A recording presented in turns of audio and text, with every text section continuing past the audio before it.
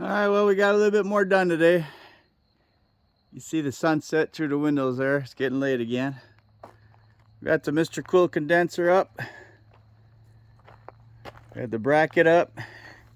And my friend Paul came and helped me lift it up there, and we got it bolted in. So that's where that's going to go. We'll have to run all the lines yet, of course, and the air handlers.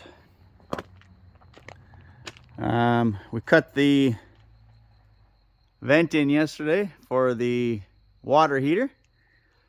It's got a little bit of down to it. In case water gets in there, it'll drip. It comes right through here to this side. Right there. And let's see. Oh yes, and we got the vent in for the washer dryer. Well, dryer specifically. I cut it into the wall.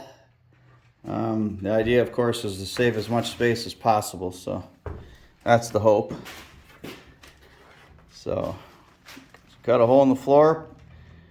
I have another piece underneath, and then it'll go right straight back over there towards the road, and that's where we'll put the end piece on. That'll be for the dryer. So the idea, again, is to be able to push it further back, you know, as opposed to bringing it out, because we only have, well, I got about 36 inches, so it's going to be tight as it is. So that's what we did. Starting to button things up here on the inside. Got to figure out the wood stove yet. Put up some nailers by all the electric and water. I call them nailers, or these metal protector guards, so they don't put screws through the wires or the water. So that'll be kind of the next thing. I got one more GFCI to put in on the outside, and then electric's completely done. And getting real close to spray foam at this point.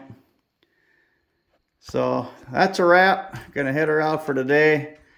I gotta go through, I got a lot of stuff to return, and I need to go through that and start figuring stuff out.